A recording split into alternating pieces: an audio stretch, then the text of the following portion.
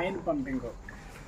So ఇక్కడ మనకు water వస్తుంది. దీన్ని షార్ప్నర్ అంటే వాటర్ని డస్ట్ కట్టి డస్ట్ లేకుండా తొలగించడం. ఇది జంబో పిల్టర్. సో ఇది కంపెనీ వచ్చి వాటర్ ట్యాంక్ సంబంధించిన జంబో కంపెనీ. సో జంబో ద్వారా ఈ వాటరు కండిషనర్కి వెళ్తుంది. సో కండిషనర్ నుండి ఇది ఎలక్ట్రికల్ కండిషనర్.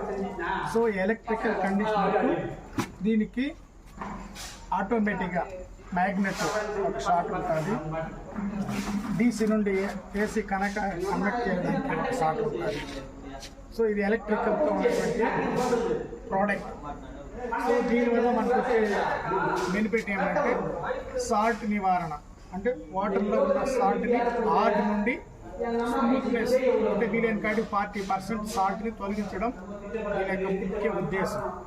అందుచేతనే కండిషనర్ బిగించుకున్నట్టయితే కస్టమర్కి మెరుగైన పద్ధతిలో రిజల్ట్ వస్తుంది. సో మనం ఇది ఇంపార్టెంట్ ఏమంటే కరెంట్ సేవింగ్స్ కూడా 0%.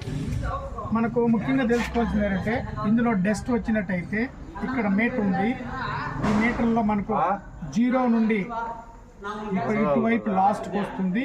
అప్పుడు ఉన్నట్లు దీన్ని మనం రిమూవ్ చేసి డస్ట్ తొలగించడం ఒక ఆప్షన్. రెండో ఆప్షన్ వచ్చే కొద్దికి ఈ కండిషనర్లో డస్ట్ ఉంటే ఇక్కడ మనకు మీటర్ దొరుకుతుంది. సో ఈ మీటర్లో డస్ట్ ఉన్నట్టయితే ఆటోమేటిక్ ఇక్కడ ఉన్నటువంటి లెగ్ ఓపెన్ చేసినట్టయితే ఇది రిమూవ్ అవుతుంది.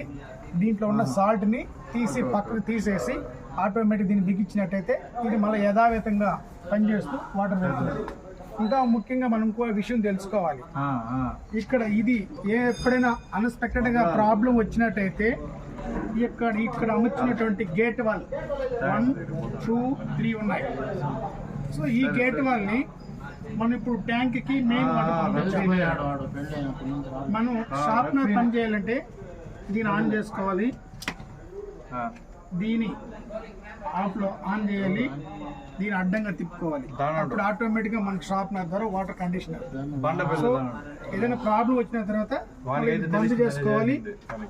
మనం ముందుగా దీన్ని ఆన్ చేసి పెట్టాలి. దీన్ని ఆఫ్ చేసుకుంటే వీలైన కాడికి దీంట్లో సాల్ట్ని మనం వీలైన కాడికి తొలగించుకోవడానికి ఆస్కారం ఉంటుంది. దీని యొక్క ఉద్దేశం.